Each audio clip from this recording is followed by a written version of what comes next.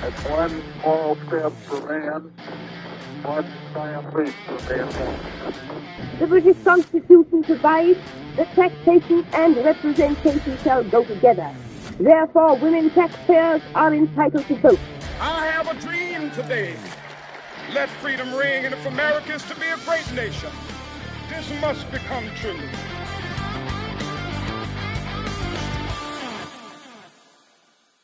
Hello there. Welcome to this week's episode of Only Human. I think this one is number 36. We're going to take a little break from our organizational leadership focus this week.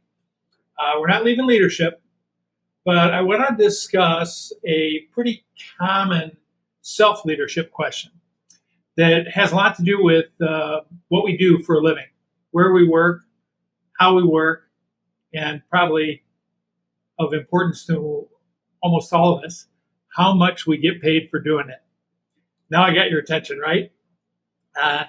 So as most of you know, I come from an aviation background, pilot. And if two pilots bump into each other somewhere, anywhere, it won't be long until three questions are asked and answered. What do you fly? Who do you work for? And how much are you getting paid? Right? How much are you getting paid? Brings us to the question that really gnaws at a lot of us, and that's, how much are you worth? And then we start thinking about greener pastures. How much more are other people, maybe even with less talent or experience than we have, getting paid than we are? And how is that fair, right? I wonder what my other options are. So before we go counting our dollars and looking for greener pastures, greener in air quotes there, get it? The dollar bill, greenback, that kind of stuff. Let's take a step back. And maybe this is just me having aged out of the operational aviation world a bit and been able to do some things that truly are self-actualizing activities like this podcast. Let's just take a step back for a second and think about compensation in a little broader sense. Because I believe strongly, I don't just believe it, I know this to be true, that compensation is about so much more than money, right? What's sad about it is that we don't realize this soon enough or powerfully enough. And that leads us to far too often make decisions based solely on financial considerations. And then we get stuck in places and jobs that we hate. And, we go from being excited about doing something new to saying, man, like my coffee mug says here, I got laying around somewhere, there's a lot of stuff they didn't tell me about this job before I hired on with this outfit, right? And we don't live productive lives, and we get detached from passion that goes with something we love. So when we think about our salaries, I want us to get away from focusing solely on the financial aspect. Sure, money's important, but there's a whole spectrum of compensation that we overlook because it can't be measured as precisely. And so for today's podcast, I want to look at four of them. Our psychological salary, our emotional salary, our behavioral salary, and even our spiritual salary. And when we kind of think of this whole compensation package in that way, it creates an entirely different balance sheet for us to make a really important decision in our lives, right? And there are dozens of websites out there that claim they can help you find the right job. Off the top of my head, I could probably think of 4 or 5. But they're really pretty shallow. I mean, some will go into what's it like to work here, and here's some comments from people that used to work there and things like that. So that brings us back to this week's blue threat proverb, where instinct and intuition fail, intellect must venture. Where instinct and intuition fail, intellect must venture. As it applies to what we're talking about here, our common knowledge, right? Common knowledge out there is we should be paid for what we're worth. Logical. There are different places that place different value on what we're worth. Also logical. And therefore, if I really want to get as close as I can to what I'm worth, I'm going to find that place where the financial salary is the highest for my talent qualifications. Right? That's what the intuitive side of our mind says. And it's a little bit of intellect there too, but that's a common knowledge, man. Find the place that pays the most for what you can do. Okay. Where's the intuitive piece break down here? And it breaks down around this idea that we place too much emphasis on money. That's almost a proverb out there that, money can't buy you love, right? But it can buy you a lot of things. Buy me a good venti dark roast Starbucks, which I love, right? It can buy a lot of things, but there are certain core aspects of who we are that it truly cannot buy, right? Because they're so fundamental to our being that they happen to us outside of the realm of dollars. So let's begin to break it down. Let's begin to look at it through this blue thread proverb of having to think some things through differently. Job decisions are one of those things. Right? So we're going to begin with this concept of psychological salary. Right? This is all about how work affects our mental state. And I tell a lot of people, because I run a small business that does human factors type stuff, but guess what? There's some very large companies that do the same thing, right? We do some consulting, we do some training, but so does, companies like Boeing and Booz Allen Hamilton and Raytheon, and I could go on and on and on. And I say, yeah, they're going to be able to pay you more of a financial salary, but I will guarantee you we have more of a psychological salary. That usually gets me to smirk and go, well, maybe I should have this interview right here because you aren't going to be able to meet my financial demands. So not so fast, right? Not so fast. In a small business, you are never going to walk in one day when you had no idea this was coming and see a pink slip in your mailbox, right? In a small business, you're able to bring together a group of people, keep them up to speed, fight through the challenges, and determine your own destiny. You are not close enough to the top to do that in any of these organizations, right? You're a bit of a pawn in a much larger game of chess. So the psychological salary of having control of your destiny is one of the things, I say an entrepreneurial type small business will always have that big companies will never have. Right? And, every once in a while, that will ring true to people, right? But there's more than just that, having control, right? This is all about how work affects our mental state. Does your work challenge you? Are you feeling challenged? Mentally stimulated by what you do? Besides earning enough to meet your financial requirements or desirements, does it map to any deeper purpose in your life? Right? Does it help you grow? Does it help you develop new skills? Does it challenge you? Right? Is it part of something valuable to the world? All these questions are part of your psychological salary, right? And the answers to them could be, yeah, maybe if I stretched it, or, yeah, definitely. A fulfilling job, psychologically, should, at a very minimum, help you feel, 1, mentally engaged, 2, meeting an important need, and 3, valued, right? Is being part of something bigger than yourself, being a member of a team doing important work. So that's a psychological salary, very real stuff, right? So next up is what I call your emotional salary. So this is closely related to your psychological salary, but it's more focused on your emotions and how you feel, right? Things like joy, right? Do you get a real sense of joy or satisfaction from your job, right? Are you around other people who do? Are you proud of what you do? When you explain what you do to others, does a passion for it come through?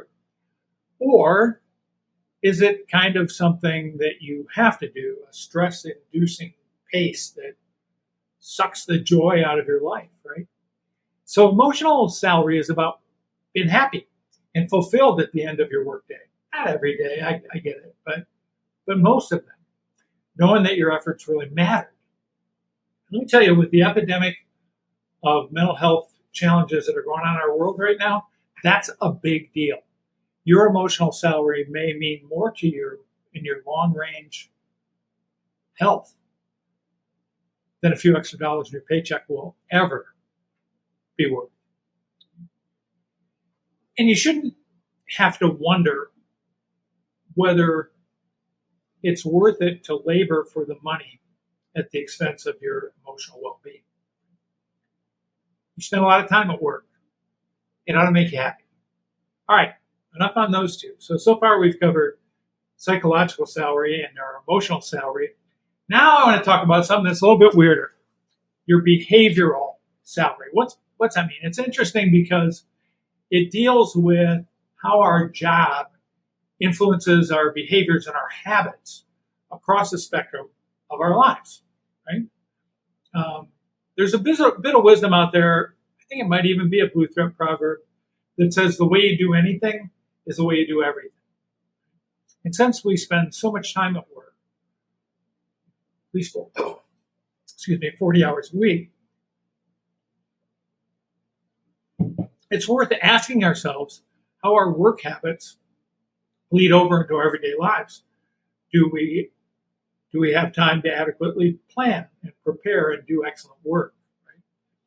Do we have colleagues that we can relate to? Do we improve our communication skills? Are we connected as a team and to our mission? These are all things that work can do to help you develop healthy behaviors in life. Other simpler things you hear about all the time, does it provide you a decent work-life balance? Does it bring out your curiosity? Does it encourage your personal development or just say shut up and color and produce the widgets, right? Does it give you enough time to get up and move around for some physical activity? Does it allow you to be out in nature? All of these questions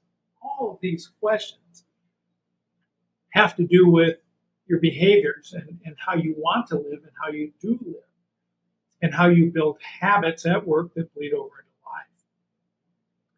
So think again about what provides energy to you and what saps it from you. And you'll get a kind of a picture by looking at your daily routine, whether or not your behavioral salary is adding money to your debit account or subtracting it away. So if you leave your workday tired and stressed out, that's a debit. If you leave your workday saying, man, that was a good one, and you're energized, that's a deposit. So think a little deeper about these things, and you'll gain some insight in how your work and your workflow provides to or takes away from your behavioral salary.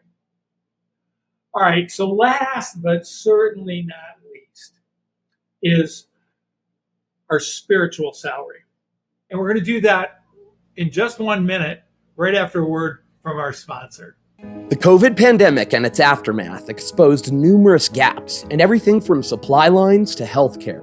On the personal level, we've all felt it in an overall decline in mental health and well-being, whether in ourselves, our loved ones, or friends and coworkers. No one has been spared, but some have bounced back much faster than others.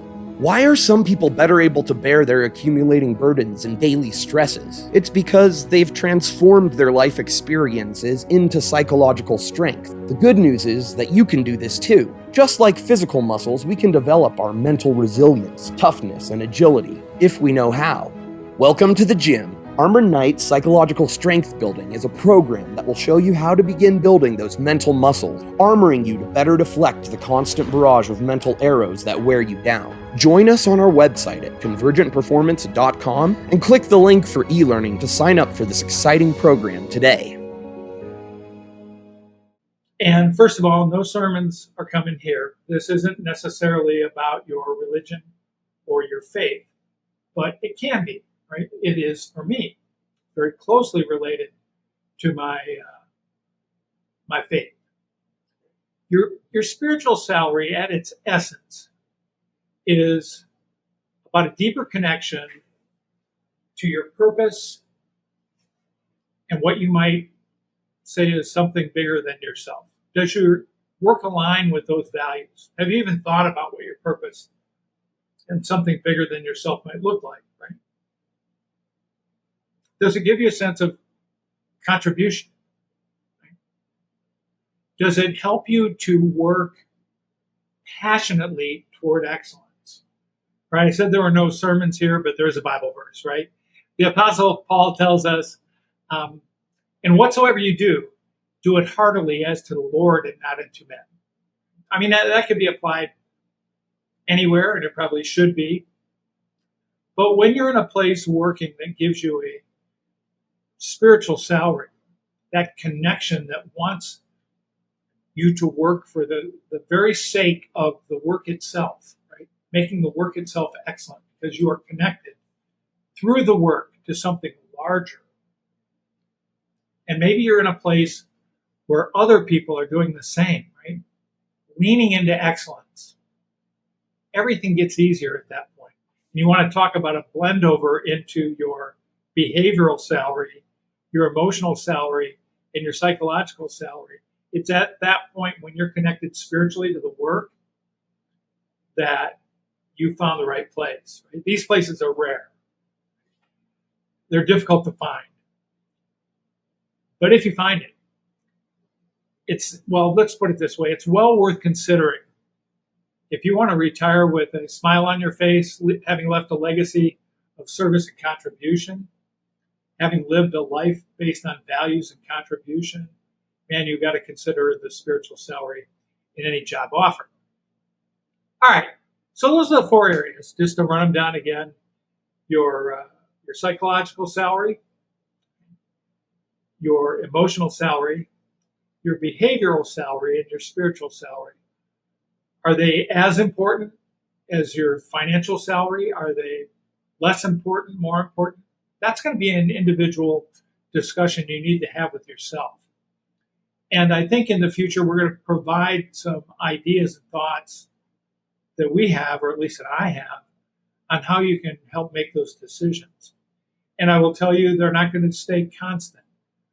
I mean, there have been times when, I was at the bottom of Maslow's hierarchy of needs, man. Just to survive, I needed that next paycheck, and I didn't care what I had to do to get it, right? So I was not looking for all of these other things at the time. But over time, these things began to become more and more significant in determining why I did what I did do. And then it becomes more significant than the money, even when the money is still very important because we live in an expensive world, getting more expensive every day, right? So when you think about compensation, consider all five of the aspects: financial, psychological, emotional, behavioral, and spiritual. Your job, whatever it might be, offers so much more than just a paycheck. It has the opportunity to enrich your life and therefore the lives of your family and your friends and those around you, having that ripple effect in ways you probably haven't thought of before, maybe not anticipated. And when it comes to your happiness, your legacy, your contribution, the mark you leave on the world, it can be way more important than just a few more dollars in the bank. So if you're not being or feeling compensated in these ways, it might be time to reassess your career choices and look for opportunities that challenge you mentally, bring you emotional satisfaction, encourage healthy behaviors, and yes, are attached to your purpose in life, whatever that might be. Dollars are important, but maybe not the most important thing, right? So to wrap this up, think on it a little bit, and I know you're going to be productive in whatever decision you make. In the meantime, I think I might start working on an algorithm for that website. Anyways, good to have you. Hope to see you again next week. Tuesdays at 9. Keep moving forward. I'll see you soon.